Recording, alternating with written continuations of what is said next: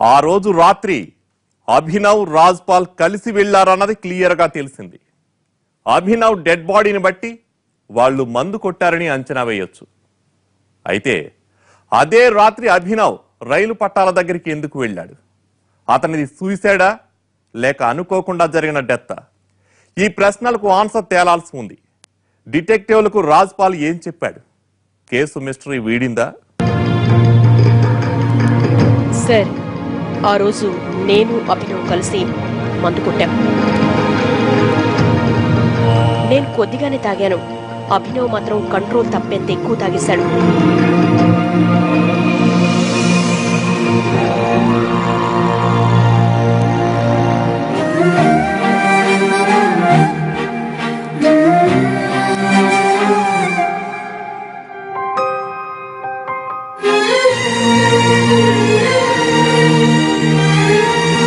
తాగిన మత్తులో తన లవ్ మధుశ్రీ గురించి ఏదేదో మాట్లాడాడు.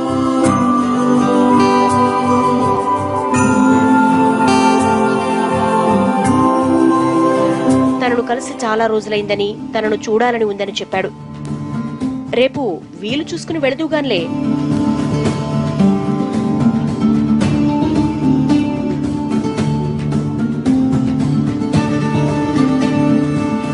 కుదరదు, ఇప్పుడే కలవాలి, ఇప్పుడే తనను చూడాలి.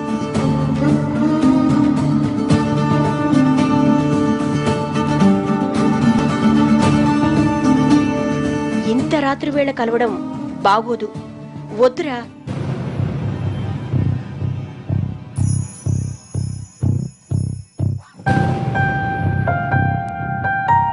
అరే, చెప్తున్నానా, ఇప్పుడే కలవాలి.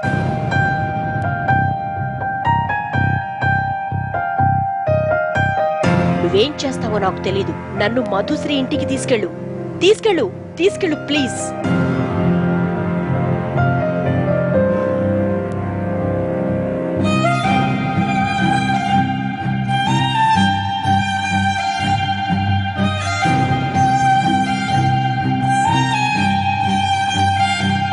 తనేదైనా అన్నాడంటే అది జరిగేదాకా ఒప్పుకోడు. వాదించడం వేస్ట్ అనుకున్నాను. నేనే తనను బైక్ పై తీసుకెళ్లాను. మధుశ్రీ ఉండేది బాపూజీ నగర్లో. అక్కడికి వెళ్లగానే రోడ్డుపైనే బైక్ ఆపమన్నాడు. నేను తోడ్రానా అంటే తనంతట తానే వెళతానన్నాడు. మధుశ్రీ ఇంటి దగ్గర డ్రాప్ చేస్తానన్నాను. వద్దు, నేను వెళ్లగలను అన్నాడు. సర్లే అని తనను రోడ్డుపైనే డ్రాప్ చేసి నా దారి నేను వెళ్లిపోయాను. అదే సార్ ఆ రోజు జరిగింది.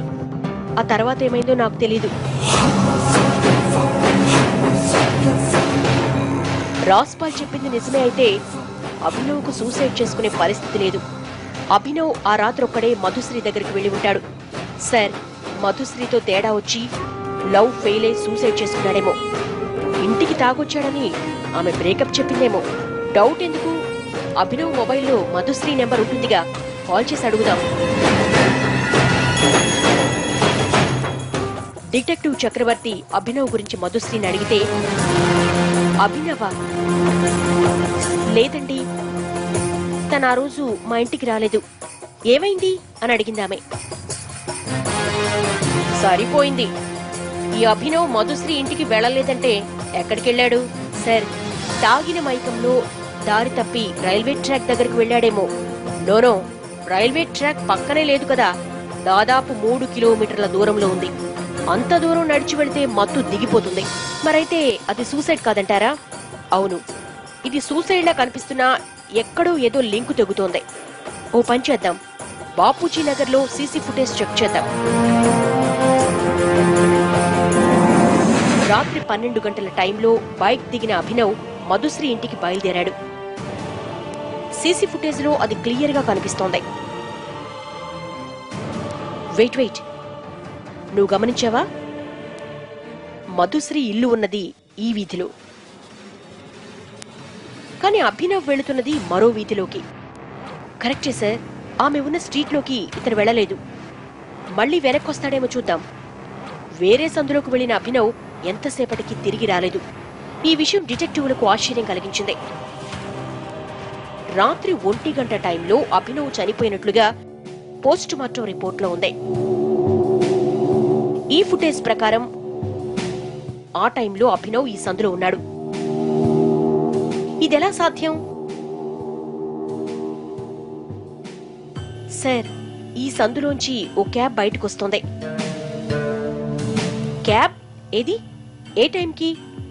రాత్రి 1 గంటకి. సార్, ఈ క్యాబ్ రైల్వే ట్రాక్స్ వైపు వెళుతోంది.